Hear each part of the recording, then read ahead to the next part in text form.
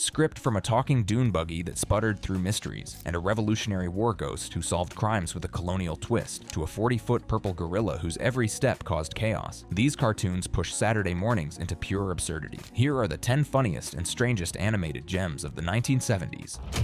Speed Buggy. Speed Buggy roared onto screens in 1973, featuring a sentient dune buggy with a speech impediment solving mysteries with 3 teenage companions. The talking car, voiced to sound like a mechanical Disney character, giggled and stuttered his way through adventures while his human friends, Debbie, Mark, and Tinker, encountered villains and supernatural threats. The show represented Hanna-Barbera's shameless attempt to merge the Scooby-Doo formula with America's car culture obsession. This cartoon emerged during the peak of both mystery-solving animation and automotive enthusiasm in American culture. The early 1970s saw dune buggies as symbols of youth freedom and beach culture, making Speed Buggy a timely protagonist. The show targeted the same Saturday morning audience that devoured Scooby-Doo, hoping brand loyalty to the mystery format would transfer to a 4-wheeled detective. Episodes followed racing circuits and car shows, providing natural setups for encountering criminals and mysteries. The positives are minimal but present. Speed Buggy's personality offered genuine charm for younger viewers, with his childlike enthusiasm and loyalty to his human friends creating emotional connections. The car-based premise allowed for chase sequences that felt more dynamic than foot pursuits, utilizing Speed Buggy's mechanical abilities for creative escapes. Some episodes featured legitimately clever uses of automotive knowledge to solve mysteries, teaching basic mechanics through entertainment. Voice work maintained professional standards, and the theme song achieved moderate catchiness. The show's 16-episode run developed a small but devoted fan base who appreciated its wholesome approach to adventure. The negatives overwhelm any charm. Speed Buggy stands as perhaps the most derivative Scooby-Doo clone, replacing the dog with a car while changing nothing else structurally. The speech impediment meant to endear the character instead irritated many viewers, making dialogue scenes tedious. Animation quality barely met broadcast standards, with recycled backgrounds and limited movement that made racing scenes feel static. The show's mysteries lacked creativity, following predictable patterns where costumed villains inevitably turned out to be greedy businessmen. Modern viewers recognize it as formulaic content designed purely to fill airtime, lacking artistic ambition or narrative innovation. The show disappeared quickly from cultural memory, remembered primarily as a footnote in Hanna-Barbera's prolific output. Speed Buggy represents everything generic about 1970s animation: safe, derivative, instantly forgettable. It earns last place for bringing nothing new to Saturday mornings. If a talking car felt derivative, wait until you meet the Revolutionary War ghost who made even less of an impression.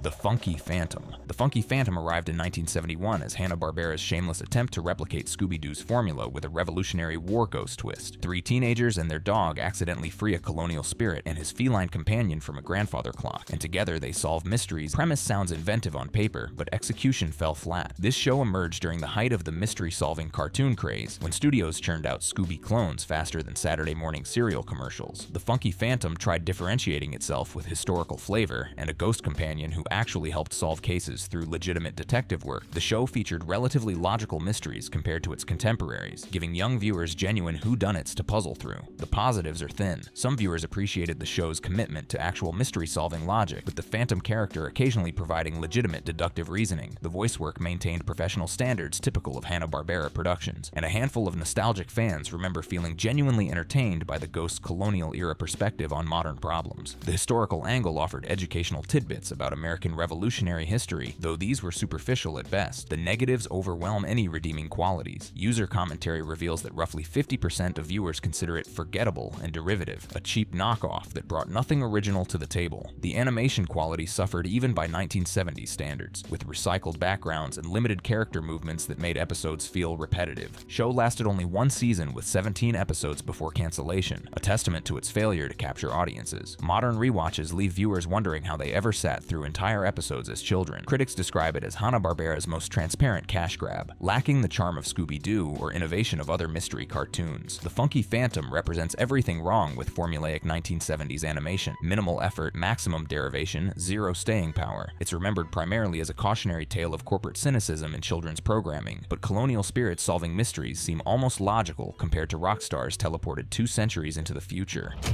Partridge Family 2200 AD. Partridge Family 2200 AD launched in 1974 as one of television's most bizarre experiments, transplanting the popular live-action musical family into a Jetsons-inspired future. The concept defied logic. Why does a family living in outer space colonies need to tour as a rock band? The show never explained how the Partridges ended up 200 years in the future, treating the premise as self-evident despite its absurdity. This cartoon emerged during the height of the Partridge Family's live-action popularity, attempting to extend the brand's merchandising potential. The futuristic setting borrowed heavily from the Jetsons' visual language, flying cars, robot assistants, space-age architecture, creating a familiar aesthetic for Saturday morning audiences. The show targeted younger demographics than the primetime series, simplifying storylines and emphasizing slapstick over the original's family sitcom dynamics. On the positive side, the show demonstrated creative ambition in reimagining a contemporary property for science fiction audiences. The futuristic twist allowed for imaginative scenarios impossible in the live-action format, including alien encounters, time travel mishaps, and space-themed musical numbers. Some viewers found the premise intriguing, with approximately 40% of sampled commentary expressing appreciation for the show's willingness to take risks. The animation incorporated psychedelic color schemes and mod designs that captured 1970s aesthetics, filtered through retrofuturistic imagination. Voice actors maintained energy throughout episodes, and the musical elements occasionally sparkled with catchy tunes. The negatives are substantial. Another 40% of viewers considered the entire concept unnecessary and hoax-like in its weirdness. The show failed to explain basic premise questions. How did they get to the future? Why are they still performing music? Do they age? The lack of internal logic frustrated even children seeking basic narrative consistency. The animation quality varied wildly, with some episodes featuring fluid movement and others relying on static shots with moving mouths. The show lasted only one season, suggesting audiences rejected the concept wholesale. Modern viewers describe it as one of television's most bewildering decisions, a show that existed purely because executives could make it, not because anyone wanted it. Partridge Family 2200 AD stands as a testament to 1970s television's anything goes mentality, where studios greenlit concepts without concern for coherence. It's remembered as a curiosity rather than entertainment. At least the Partridges had name recognition. Our next detective relied entirely on shrinking to stand out.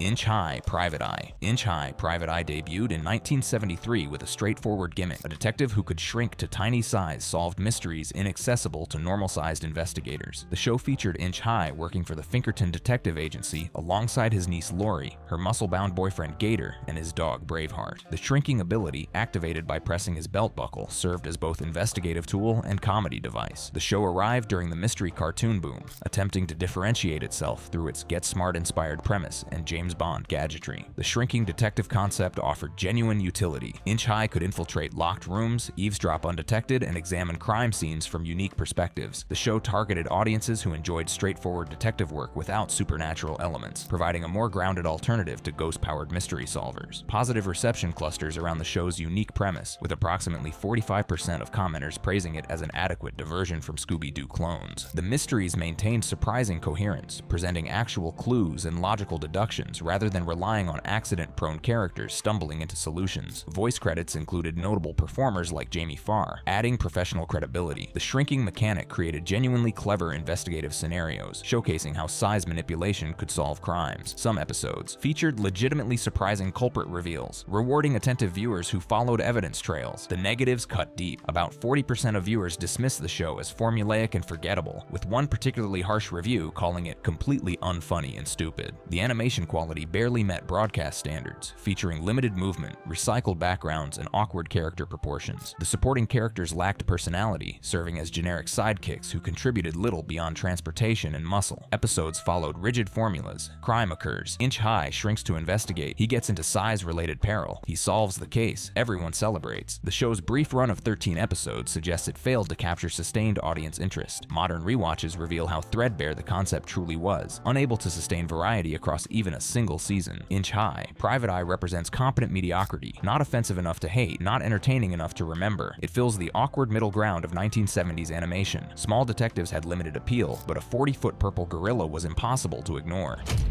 The The Great Grape Ape Show. The Great Grape Ape Show premiered in 1975, starring a 40-foot purple gorilla named Grape Ape and his canine companion Beagle Beagle. The show's entire premise hinged on size-based comedy. Grape Ape's massive frame caused destruction wherever he went, despite his gentle nature and childlike intelligence. His catchphrase, Grape Ape, became the show's signature sound. This cartoon emerged during Hanna-Barbera's experimental phase, when the studio tested increasingly absurd premises to see what resonated with Saturday morning audiences. The giant friendly monster concept tapped into King Kong imagery while inverting the threat. Grape Ape was lovable, not terrifying. The show aired alongside other Hanna-Barbera productions, often as part of compilation programming blocks that mixed multiple short cartoons into hour-long broadcasts. Positive sentiment reaches approximately 55% among viewers who appreciate its kid-friendly absurdity and nostalgic appeal. The show created iconic imagery, particularly Grape Ape riding atop Beagle Beagle's yellow van, a visual that became synonymous with 1970s cartoon weirdness. The gentle giant archetype provided wholesome entertainment, teaching lessons about accepting those who are different. Voice work maintained quality standards, with Grape Ape's simple vocabulary creating memorable catchphrases. Some viewers consider it underrated, arguing its simplicity contained surprising charm. The purple color scheme and exaggerated size created strong visual branding that made the character instantly recognizable. The negatives accumulate quickly. About 35% of viewers find it repetitive and contrived upon re-watching, realizing the show recycled the same jokes across episodes. The humor relied almost entirely on size-based sight gags, Grape Ape accidentally destroying buildings, getting stuck in small spaces, or misunderstanding human-scale situations. The animation quality suffered from obvious budget constraints, featuring limited backgrounds and repeated movement cycles. The show lasted only one season with 16 episodes, canceled due to thin premises that couldn't sustain long-term storytelling. Critics noted the show's contrived nature, forcing scenarios that existed solely to showcase the size differential. Episodes lacked narrative depth, playing more like extended sketches than cohesive stories. The Great Grape Ape Show embodies harmless mediocrity, entertaining enough for uncritical children, forgettable for everyone else. It survives as a cultural curiosity from animation's most experimental decade. Size-based comedy eventually wore thin, but transplanting it underwater with a neurotic shark kept things slightly fresher.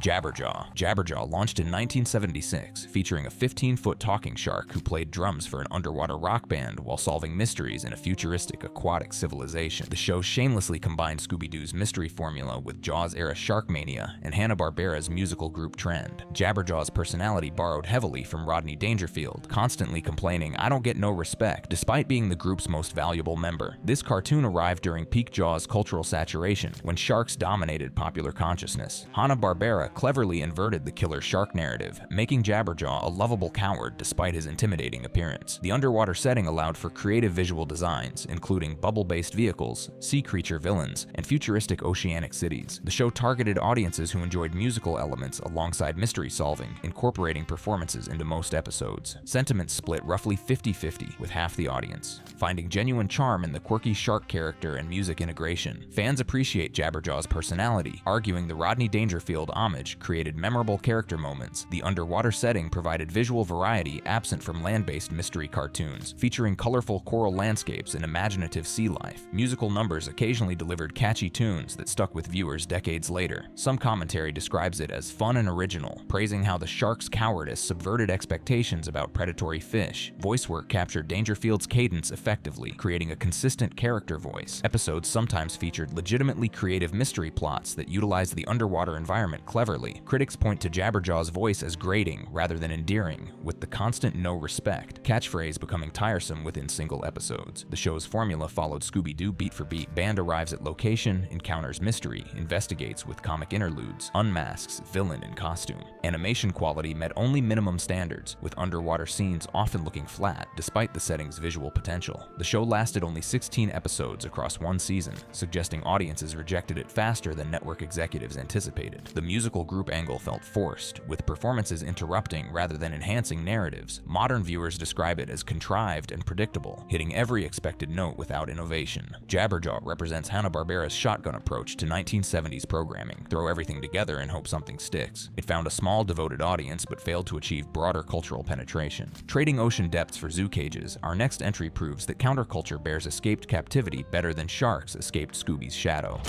Help, It's the Hair Bear Bunch. Help, It's the Hair Bear Bunch premiered in 1971, starring 3 bears living in Wonderland Zoo who constantly schemed to escape their cave and enjoy modern conveniences. Hair Bear, the leader, utilized impossible inventions hidden in their cave, including invisible motorcycles, to outwit bumbling zookeeper Mr. Peevely and his assistant Botch. The show embraced counterculture aesthetics, presenting the bears as hippie tricksters fighting authoritarian control. This cartoon emerged during the height of 1960s counterculture's mainstream diffusion, when studios cautiously incorporated youth rebellion themes into children's programming. The show's premise tapped into broader cultural tensions between individual freedom and institutional control, presenting the bears as sympathetic protagonists whose escapades harmed no one. The invisible motorcycle and other impossible technologies referenced magic realism, while avoiding supernatural explanations, creating a unique tonal space between fantasy and reality. Positive reception reaches approximately 60% of viewers, who loved the bears' hippie counterculture vibe and prank-based humor. The show's creative approach to bear characterizations gave each distinct personalities: Hair Bear as the smooth-talking leader, Square Bear as the intellectual, and Booby Bear as the gibberish-speaking innocent. Fans particularly enjoyed Booby Bear's incomprehensible speech patterns, which added absurdist humor. The invisible motorcycle became an iconic element, representing the show's willingness to embrace illogical fun. Episodes featured genuinely creative escape plans that showcased inventive thinking, teaching problem-solving through entertainment. The show's anti-authority stance resonated with children who identified with the bears' resistance to adult control.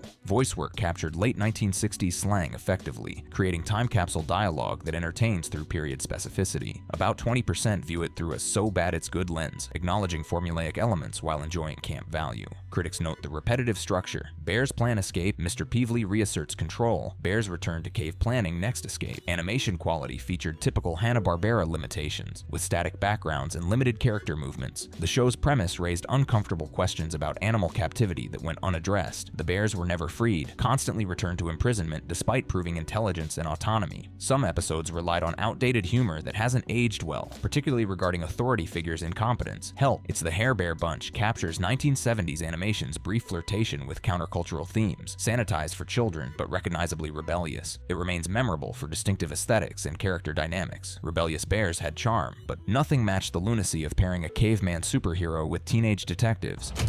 Captain Caveman and the Teen Angels. Captain Caveman and the Teen Angels debuted in 1977 as an explicit Charlie's Angels parody, featuring 3 teenage detective girls who discover a frozen caveman with superhero abilities. Captain Caveman, voiced by legendary Mel Blanc, emerged from his club, wielding impossible powers and shouting his signature, "Captain Caveman!" battle cry. The show blended mystery solving with slapstick comedy and superhero action. This cartoon arrived during Charlie's Angels' cultural dominance, when the show revolutionized television's representation of female action heroes. Hanna-Barbera recognized parody potential, creating 3 distinct teenage detectives, Brenda, Dee Dee, and Taffy, who referenced the Angels while maintaining appropriate youth-oriented characteristics. The caveman superhero concept provided fresh angles on the mystery formula, allowing for more action-oriented solutions than pure detective work. Approximately 70% of viewer commentary expresses nostalgic fondness, with 20% calling it awesome or golden. Fans celebrate the show's humor and zany antics, particularly Captain Caveman's unpredictable powers pulled from his fur. Mel Blanc's voice work elevates the entire production, bringing professional credibility and comic timing to the title character. Parody elements work surprisingly well, balancing homage with original comedy. Episodes moved briskly, packing action and mystery into tight time frames. The Teen Angels received more agency than typical Hanna-Barbera female characters, actively solving mysteries rather than serving as damsels. Some episodes featured genuinely clever mystery plots that rewarded attention. The show's visual design created memorable character silhouettes, making Captain Caveman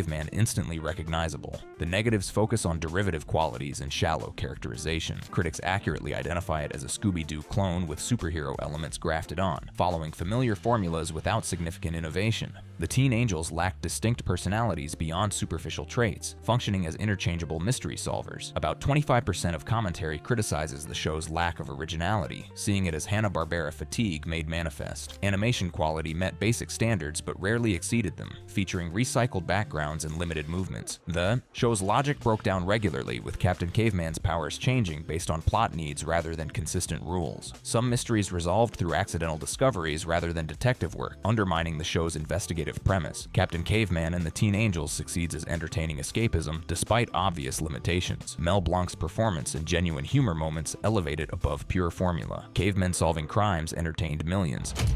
Harlem Globetrotters. The Harlem Globetrotters cartoon premiered in 1970, featuring the famous basketball team solving mysteries and helping people while traveling for games. The show starred actual Globetrotters players, including Meadowlark Lemon and Curly Neal, using their basketball skills to overcome obstacles and outwit villains. Each episode combined sports action with adventure storytelling, creating a unique hybrid format. This show represented a milestone in television animation's racial diversity, presenting positive black role models in heroic contexts during an era when such representation remained rare. The Globetrotters' real-world fame provided built-in audience recognition, allowing the cartoon to skip origin explanations and jump directly into adventures. The show balanced entertainment with educational elements, subtly teaching sportsmanship, teamwork, and civic responsibility through basketball-themed narratives. Approximately 70% of viewers celebrate it as slam dunk nostalgia, with 20% emphasizing its cultural impact beyond entertainment value. The show broke ground by centering black characters as intelligent problem solvers and heroes, challenging racist stereotypes prevalent in 1970s media. The basketball elements provided natural action sequences that felt organic to plots rather than forced inclusions. Episodes featured genuine lessons about fair play, helping communities, and standing against injustice. Voice work maintained high energy, capturing the Globetrotters' showmanship and personality. The show's fun basketball antics translated cartoon physics effectively, showing impossible trick shots and athletic feats. Some episodes addressed social issues obliquely, teaching tolerance and understanding through adventure frameworks. The Globetrotters' winning attitudes modeled positive behavior for young audiences. About 20% of commentary notes, predictable plots, and dated format elements. The show's formula became repetitive. Team arrives, encounters problem, uses basketball to solve it, teaches lesson, moves to next city. Animation quality reflected budget constraints, with limited character movements and recycled backgrounds. The show sometimes reduced complex social situations to simplistic resolutions, suggesting basketball could solve any problem. Some mysteries felt contrived, existing solely to showcase athletic abilities, rather than organic storytelling. The show's educational messaging occasionally became heavy-handed, sacrificing entertainment for moral instruction. Modern viewers recognize the format's limitations while appreciating historical significance. The Harlem Globetrotters cartoon stands as culturally important animation that entertained while advancing representation.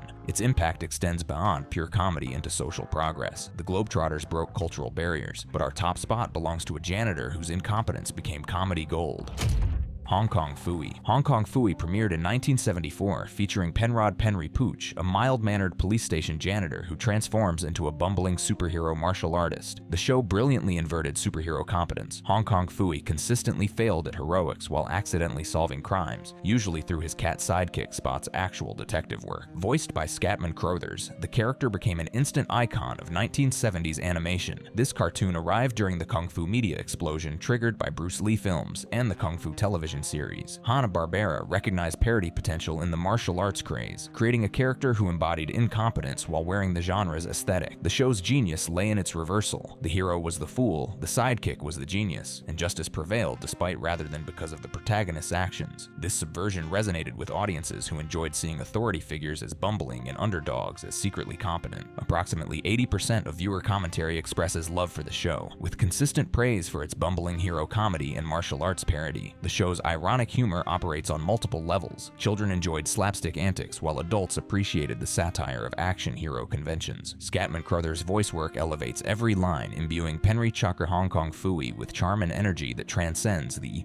animation. The theme song achieved legendary status, becoming one of the most recognizable cartoon intros in television history. Episodes moved quickly, packing jokes and action into compact 11-minute runtimes. The show's visual style embraced 1970s aesthetics, bold colors, dynamic angles, comic book-inspired graphics, creating strong branding. Hong Kong Phooey's failures never felt mean-spirited. He remained lovable despite incompetence, teaching that trying matters more than succeeding. The relationship between Phooey and Spot provided genuine heart, showing partnership across species and intelligence levels. Only about 10% of commentary raises cultural concerns about stereotypes, noting the character's Chinese-inspired alter ego could perpetuate problematic representations. The show lasted only 16 episodes despite popularity, leaving fans wanting more adventures. Some critics argue the show's formula grew repetitive, with each episode following identical beats. Crime occurs, Penry transforms, Hong Kong Phooey fails repeatedly, Spot solves it, Hong Kong Phooey receives credit. Animation quality met genre standards but rarely exceeded them. The show's depiction of martial arts verged on mockery rather than respectful parody, potentially diminishing Chinese cultural practices through comedy. Hong Kong Phooey represents the pinnacle of 1970s cartoon comedy. Smart enough for adults, silly enough for children, iconic enough for decades of nostalgia. Its influence on the idiot hero archetype extends into modern animation, proving that incompetent protagonists can carry entire shows. The character's enduring popularity, appearing in comics, toys, and crossovers decades after cancellation, demonstrates how effectively it captured something universal about the gap between aspiration and ability. Where other shows tried replicating Scooby-Doo's formula, Hong Kong Phooey created its own template, one that valued comedy over mystery and charm over competence. It remains the funniest, most rewatchable, and most culturally significant cartoon from 1970s Saturday morning television. That wraps up this video. For more interesting videos like this, check out the cards on your screen.